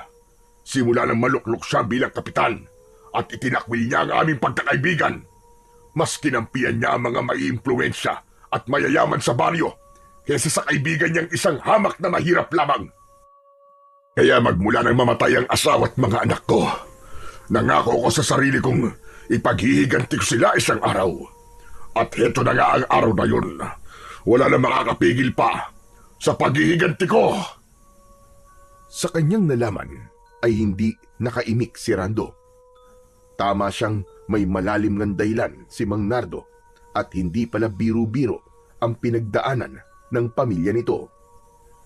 Kaya kung ayaw mo madamay, Rando, ay huwag mo nang tangkaing kalabanin pa ako. Matatahimik lang ako kapag naipaghiganti ko na ang asawa at mga anak ko. Huwag mo nang hayaang gamitin ko pa ang pinakamabagsik na enerhiya na taglay kong kapangyarihang itim.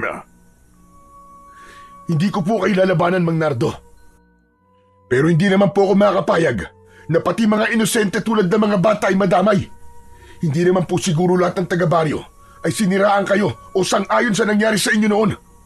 Isa pa hindi naman po yata tamang pati mga namatay nilang kaanak ay ginising nyo at ginawa nyo mga amalanig. Pwes, wala na tayong magagawa roon, Rando. Nangyari na nangyari at hindi ko na mababawi yun. Gumagana na ang kapangyarihan kong itim. Hindi ba nyo pwedeng kontrolin? Bakit hindi na lang yung mga talagang sangkot ang hayaan nyo sa lakayin ng mga amalanig? Kung ganun po mangyayari, hindi ako tututol. Hahayaan ko kayong magigante sapagkat naiintindihan ko kayo. Saglit na natahimik si Mang Nardo at matiim na tinitigan si Rando. Pwes, Hindi naman talaga ako masamang tao. Kung hindi lang inargabyado ang pamilya ko. At kung pinakitunguhan lang nila ako ng patas, hindi ko rin talaga kagustuhang magpasakop sa puwersa ng dilim at ng kapangyarihang itim.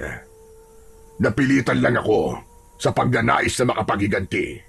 Ang mabigyan lang ng hustisya ang pagkamatay ng pamilya ko ang talagang pakay ko. Oo, gusto kong sundin ang mga sinabi mo. Pero may kondisyon. Ano ang kondisyon, Mang Nardo? Pinag-usapan nila ang kondisyon ng gabing yun hanggang sa may mapagkasunduan sila. Samantala, sa pinakabaryo ay nagkakagulo na ang mga tao. Kanya-kanya sila ng tago. Pati ang mga kalalakihan ay natakot kalabanin ang mga amalanig na talaga namang pagkakabangis ng itsura at hindi pangkaraniwan ang bilis kumilos. Ang ilang minalas na nahuli ng mga amalanig ay todo sigaw. Gayunpaman, ang iba ay hinayaan nilang makatakas. Ang iba ay dumanas ng brutal na paglapa. Nagmistulang naging mapamili ang mga amalanig na yun. Para bang meron silang espesipiko na target. Isa sa mga naabutan at nahuli ng mga amalanig ay si Aling Corazon. Tulong! Tulungan niyo ako! Lalapain ako ng mga amalanhig! Tulong! Sinubukang ilabas ni Aling Corazon ang inihanda niyang bawang chips at ikiniskas ito sa katawan ng amalanig. Ngunit wala naman itong naging epekto. Sa halip ay lalo pang nanggigil sa kanya ito. Lalo ring humigpit ang pagkakahawak nito sa matanda. Ano pat bumaon sa balat nito ang matatalas nitong mga kuko. Hayop kang amalanhig ka! Bitiwan mo ako! Wala akong kasalanan sa'yo! Yung mga masasama lang ang lapain mo! Huwag ako! Pinilit na kumawala ni Aling Corazon hanggang sa isang paglinganyay na mataan niya si Rando na parang walang anumang naglalakad sa gitna ng mga kaguluhan. Malakas niya itong tinawag. Rando! Rando dito! Tulungan mo ako! Rando! Ngunit nang lumingon si Rando kay Aling Corazon, ay malamig lang itong tinitigan. Pagkaraan ay parang binaliwala siya ng binata. Pwisit! Anong nangyari sa sikyong yon? Para namang hindi niya ako nakilala. Ano ba yan? Hindi man lang ako tinulungan. Maya-maya pa, biglang binitiwan ng amalanig si Aling Corazon at malakas na itinulak. Aray ko naman! Damuhong amalanhig ka! Ano't tandiri ka sa tulad kong amoy lupa? Hayop na to at nag-inarte pa. Pero buti na lang. Aray ko! Sakit na mga kukumuntaragis ka. At ang Rando na yon, umanta talaga siya sa akin. Maingat at palihim na sinundan ni Aling Corazon si Rando. Tuwing may amalanhig na makakakita sa kanya, ay natuklasan niyang hindi siya pinapansin. Una ay nagtaka siya kung bakit. Pati ibang mga tao ay napansin din niyang hindi sinasalakay ng mga amalanig. Parang pili lang ang inaatake ng mga ito. Hanggang sa kakasunod ni Aling Corazon kay Rando, ay napadpad sila sa bahay ni na Kapitan Tonyo. Lalabas na sana si Aling Corazon mula sa pinagtataguang puno, ngunit natigilan siya nang mapansin niyang tila may isinisenyas si Rando sa mga amalanig sa paligid na parabang ito ang lider ng mga ito. Teka, paanong si Rando ang lider ng mga amalanhig? Apay paano nangyari yon? Hindi ba't may saanting-anting siyang bawang chips? Bakit hindi man lang nagiging iwas sa kanya o natatakot sa kanya ang mga amalanhig? Abay, kaya siguro parang hindi niya ako kilala kanina. Ang lagay pala'y kakampi niya ang mga amalanhig. Paano na ito? Kung susugurin ko siya, baka ako naman ang mapahamak. Teka, oobserbahan ko nga muna ang mga nangyayari. Nang makapagtago na ang mga amalanig, ay kinatok ni Rando ang pinto ng bahay ni na Kapitan Tonyo na mula pintuan hanggang mga bintana'y saradong-sarado. Kapitan! Kapitan, si Rando po ito! Buksan niyo po ang pinto! Nandito po ako para protektahan kayo! Maingat naman na pinagbuksan ng pinto ng kapitan si Rando. Halatang takot na takot ito habang pasilip-silip sa paligid. May hawak-hawak itong baril. Anak ka ng lintik ka! Pumasok ka, bilis! Kasalanan niyo ni Gilbert kung bakit nangyayari to. Hinayaan niyong makapasok sa sementeryo si Nando. Hindi namin kasalanan, Kapitan. O mas tamang sabihin, kasalanan niyo at ng iba pa sa baryo. Ano? Ano ba pinagsasasabi mo, lintik ka? Pumasok ka na nga rito sa loob at baka nariyan na ang mga malanig. Bilisan mo! Hindi, Kapitan. Mas lalo kayo mapapahamak dito at mapapasok ng mga amalanig. Sumama na kayo sa akin. Isama niyo ang buong pamilya niyo. Sumunod kayo sa akin habang wala pa sa banda rito ang mga amalanig. At saan naman tayo pupunta, Ber? Baka ipahamak mo lang kami, Rando. Ayoko mapahamak ang pamilya ko. Sa baryohon po tayo, Kapitan. Nandun na rin po ang iba. Dinala namin sa covered court. Nandun na rin po si Gilbert at ang mga tanod niyo. Nakabantay sa gate. Sigurado ka ba riyan? Oo, Kapitan. Ligtas kayo ron. Sige, sandali lang at sasabihan ko ang asawa at mga anak ko. Ilang sandali lang ay palabas na ng kanilang bahay sina Kapitan Tonyo at ang kanyang pamilya. Nakasunod sila kay Rando habang takot na minamataan ang paligid. Samantala, ang nagtatago naman sa likod ng puno sa di kalayuan na si Aling Corazon ay naguguluhan sa kanyang nakikita. Saan pupunta ang mga yon? At bakit sila inaakay ni Rando? Ang Randong yon, hindi ko talaga maintindihan. Mukhang delikado si Kapitan at ang kanyang pamilya. Teka, dapat ko ba silang pigilan? Pero ano ang dahilan ni Rando? At ginagawa niya ang ganito? Mabuti pa ay sundan ko na lang sila kung saan man sila pupunta. Pagsapit sa covered court sa Barrio Hall, ay sumunod din si Aling Corazon sa loob. Nagtago siya sa kahit saang mapagtataguan. Ang pinili niyang pagtataguan ay malapit sa parang bodega. Naghintay siya roon kung ano ang susunod na mangyayari. Sa di kalayuan ay nakita niya ang sikyo na kasamahan ni Rando na si Gilbert. May kasama itong isang lalaking nakakapote ng kulay itim. Maingat nilang isinasarang maigi ang gate matapos makapasok ng pamilya ni Kapitan Tonyo. Aba, teka. Sino ang lalaking yon? Bakit parang kamukha ni Rando? Dalawa si Rando? Leche, namamalikmata yata ko. May kakambal kaya si Rando? Maya-maya, lumapit sina Gilbert at ang lalaking nakakaputing itim kay Rando na akay-akay ang pamilya ni Kapitan Tonyo. Ang lalaking nakakaputi, todo yuko at tinatakpan ang muka gamit ang hood ng kaputi. Kayong dalawa, alam niyo na kung anong gagawin. Sa gabing ito, ay malulubos na ang pag-iiganti ko. Ay nakahanda na rin po kami ni Buddy. Sige na, pero bago pa ang lahat, ay i-check niyo muna ang buong court at baka may nakapasok na hindi dapat nakapasok. Kung hindi, may madadamay na inosente. Sige ho, yun ho talaga ang gagawin namin ni Buddy. At kumilos na nga sina Gilbert at ang lalaking nakakapote. Samantala ay naguguluhan naman si Kapitan Tonyo sa narinig nitong usapan ni Rando at Gilbert at ng isa pang lalaki. Nilapitan nito si Rando at nag-usisa.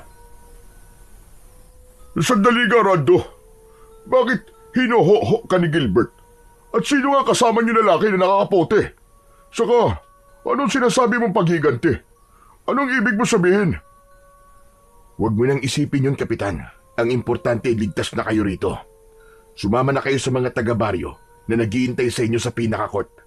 Kilalanin niyo sila at alalahanin niyo nakalipas na siyang dahilan kung bakit kayo narito ngayon. Ano ka mo? Lintik na yan. Hindi kita maintindihan, Rando eh. Sige na, Kapitan.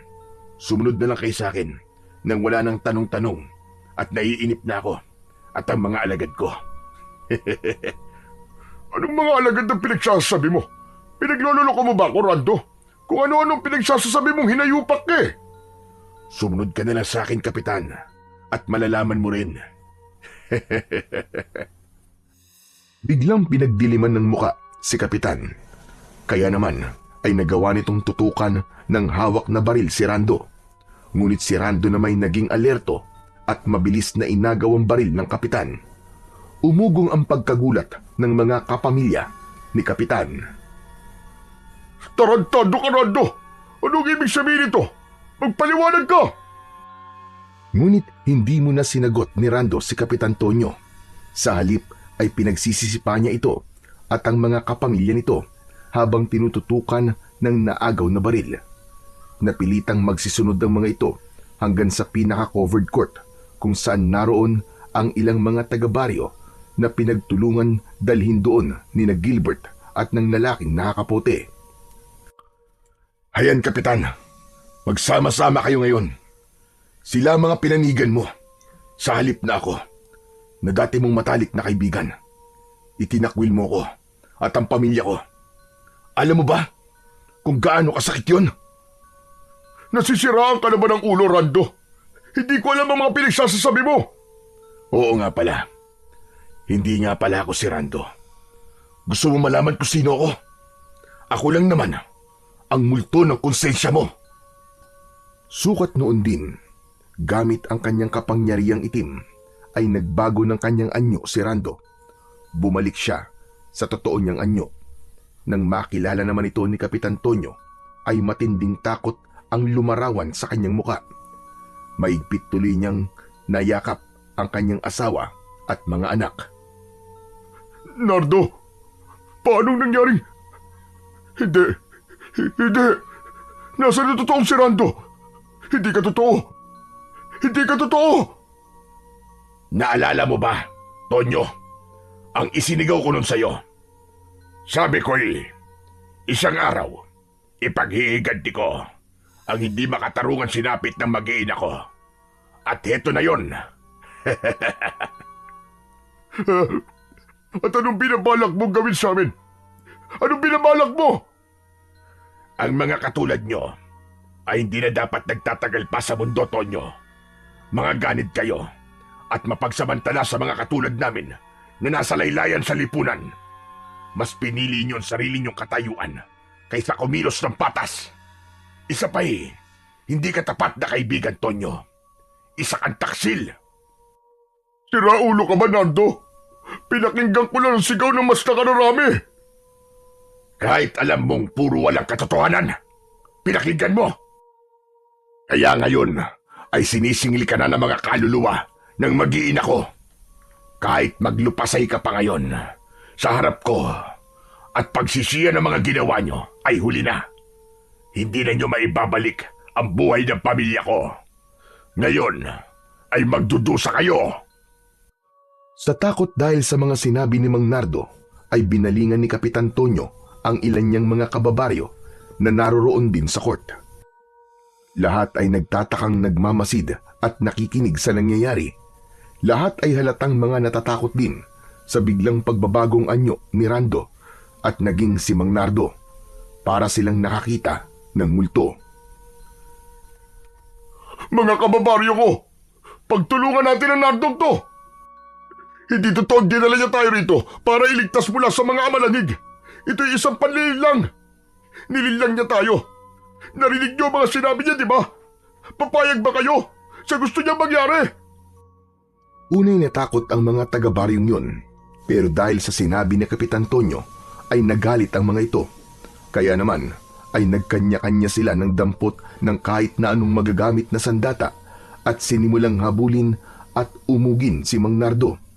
Ngunit si Mang Nardo ay mabilis naman tumakbo patungo sa gate kung saan nag-aabang sina Gilbert at ang lalaking nakakapote na walang iba kundi ang totoong si Rando.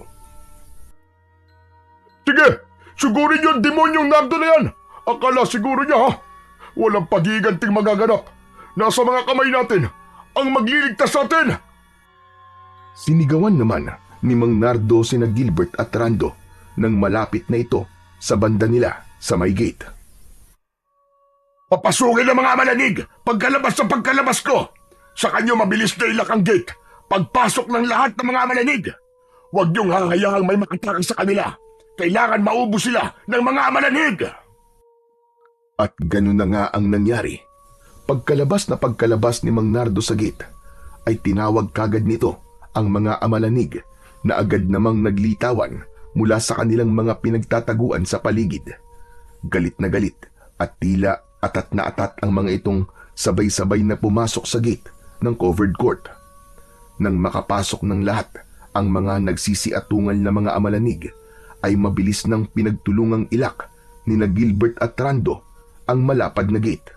Sukat noon, napaatras ang grupo ni na Kapitan Tonyo. Anak ng hinayupak! Atras mga kababaryo ko! Iligtas niyo ang inyong mga sarili! Samantala, ay lalayo na sana si Mang Nardo, Gilbert at Rando mula sa covered court nang may mapansin si Rando na kumakaway at patakbong sumisigaw sa direksyon nila. Teka, si Aling Corazon! Nasa loob ng covered court si Aling Corazon! Mang Nardo, hindi siya dapat naroon! Naku po, paano siya napunta ron, buddy? Anong gagawin natin? Babihira! Ang matandang yun na naman. Mukhang sinundan pala ako sa pag-aakalang ako talaga si Rando. Delikado siya. Sa dami ng namarkaan ko ng tanda na mga dapat lang lapain ng amalanig, ay hindi na siya mapapansin ng mga ito at mapagkakamalan siyang kabilang sa mga lalapain. Teka, hindi ho siya dapat madamay, Mang Nardo. Kailangan ko siyang iligtas. Nang wala ng patumpik-tumpik pa, ay agad nang tumakbo si Rando pabalik sa loob ng covered court. Buddy, wag! Anak ng lagot na. Delikado ka na, buddy. Mang Nardo, wala ba kayong gagawin? Nagkibit balikat lang si Mang Nardo. Sa mga mata nito'y naroon ang matinding lungkot na hindi maipaliwanag. Hayaan mo lang siya. Malakas ang enerhiyang taglay ng kanyang mutya ng sumasabog na bawang. Sige, maiwan na kita. Sabihan mo na lang si Rando na matapos malapa ang lahat ng nasa covered court, ay patayin na rin niya lahat ng mga amalanig. Magkita na lamang kami sa sementeryo kinabukasan.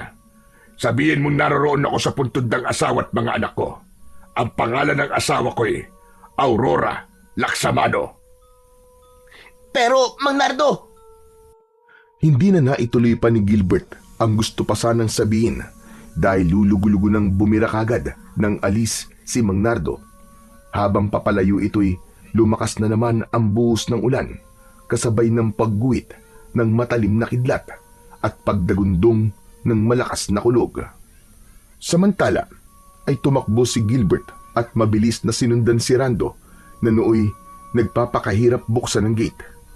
Kaagad niya itong tinulungan. Bakit sumunod ka pa rito, buddy? Ako na lang ang papasok at baka mapahama ka pa sa loob. hindi, buddy. Magtutulungan tayo. May mga ibinilid sa akin si Mang Nardo. Matapos nating mailigtas si Aling Corazon at matapos daw malapa ng mga amalanig ang lahat ng nasa covered court, ay pagtulungan daw nating patayin ang lahat ng mga amalanig na nandito. Bigyan mo na lang ako ng bawag mo na hindi daw ubos. Pagpasok nila sa gate ay natataranta kagad nilang sinakluluhan si Aling Corazon na nooy sumisigaw na hinahabol ng isang grupo ng mga amalanig. Tulungan niyo ako! Rando, bilisan niyo! Baka ma-rape ako baka malapa ako ng mga amalanig! Habang tumatakbo'y inaabutan ni Rando si Gilbert ng isang dakot na bawang chips. Sige, Gilbert, hagisan mo kaagad ang mga amalanig na yun. Kapag paubos na, lumapit ka lang sa akin para mabigyan kita ulit. Basta't huwag kang ganong lalayo sa akin. Sige, buddy. Masusunod. Medyo nahirapan pang iligtas ni Rando at Gilbert si Aling Corazon pagkat atat na atat sa kanya ang tatlong mga lalaking amalanig na pares nitong mga matatanda na. Idagdag pa ang ilang mga taga-baryo na hinahabol ng mga amalanig. Kabilang na si Kapitan ay nagpapasaklolo rin sa kanila at tinangkang humingi rin ng bawang chips. Naaawa tuloy ako sa kanila, buddy. Bigyan na rin kaya natin sila ng bawang chips. Wag, buddy. Nakipagkasundo kay Mang Nardo. Kapag ginawa natin yun, pati tayo lalapain ng mga amalanig. Kapag nalaman din niya idadamay niya pati mga pamilya natin. Naging napakahaba at sobrang nakakapagod ng gabing yon para kina Rando at Gilbert. Matapos nilang mailigtas si Aling Corazon, ay hinintay pa nilang malapa lahat ng mga amalanig ang mga nasa covered court. Tila isang bangungot ang kanilang nasaksiyan. Napakabrutal at madugo. Sumunod ay pinagtulungan naman nilang pasabugin ang lahat ng mga amalanig sa pamamagitan ng di nauubos na bawang chips ni Rando. Maging si Aling Corazon ay tumulong na rin. Matapos ang lahat ay napaiyak ang tatlo dahil sa napakaraming mga bangkay sa paligid. Kawawa naman ang mga nalapa. Bakit kailangan magkaganito? Ano to? Magpaliwanag ka, Rando. Magpaliwanag ka. Ganun po talaga, Aling Corazon. May mga kasalanang kailangang pagbayaran. Nagiganti lang po si Mang Nardo nang hindi na kailangang idamay pa ang mga katulad niyong inosente rito sa baryo. Ganun pala, buddy. Pero nakakalungkot pa rin talaga. Siya nga pala, buddy. Sabi ni Mang Nardo, makipagkita ka raw sa kanya bukas sa sementeryo. Puntahan mo raw ang puntod ng asawa at mga anak niya. Naroroon daw siya. Ang pangalan daw Aurora Laksamano. Ha? Laksamano? Laksamano ang apelyido ni Mang Nardo? Malamang, buddy. Bakit ba gulat na gulat ka? Wala, buddy. Itatanong ko nilang pala sa asawa ko pag uwi ko. Kinabukasan ay pinuntahan kagad ni Rando ang puntod ng asawa ni Mang Nardo. Sinamahan siya ni Gilbert at Aling Corazon. Laking panlulumo nila nang madatnan nila roon ang wala ng buhay na katawan ni Mang Nardo. May sulat na nakapatong sa dibdib nito. Kinuha at binasa yon ni Rando. Rando, salamat sa pagpapaubaya mong maipaghiganti ko ang pamilya ko. Patawad din kung kailangan kong kitlin ang buhay ko. Ito'y para mamatay na rin ang aking kapangyarihang itim na isinalin sa akin. Nakikisuyo akong ilibing niyo rin ako sa tabi ng libingan ng asawa ko. Muli, maraming salamat at paalam. Matapos mabasa ang sulat, ay napaluha silang tatlo, lalo na si Aling Corazon na napahagulgul pa. Samantala, nang makausap ni Rando ang kanyang asawa tungkol sa mutya ng sumasabog na bawang chips, ay napag-alaman niyang kaanak pala nito si Mang Nardo, at si Mang Nardo pala mismo ang nagbigay rito ng mutya ng sumasabog na bawang. Isa palang dating antingero si Mang Nardo. Paalam po, Mang Nardo. Ngayon makakasama niyo na po ang inyong pamilya na alam kong nakamit na ang hustisya ng kanilang pagkamatay. Salamat din po sa mga aral na natutunan namin sa inyo. Patuloy po namin kayong aalalahanin at dadalawin ng asawa ko. Sa buhay natin, piliin nating maging patas sa pakikitungo sa ibang tao. Huwag nating tularan si Kapitan Tonyo na nakuha pang itakwil ang dati niyang matalik na kaibigan dahil lamang sa ito'y isang mahirap. Bawat buhay ay mahalaga at magkakasing timbang. Walang mayaman, walang mahirap. Hindi dapat basihan ng estado sa buhay. Kung hindi tayo magiging patas, palaging nariyan ang karma na uusig at maniningil sa atin. May ganti ang lahat, mabuti man o masama. Ang mabuti ay gagantihan ng mabuti. Ngunit kung masama, masama rin ang ganti. Piliin natin palagi ang mabuti upang palagi ring mabuti ang ganting ating aanihin.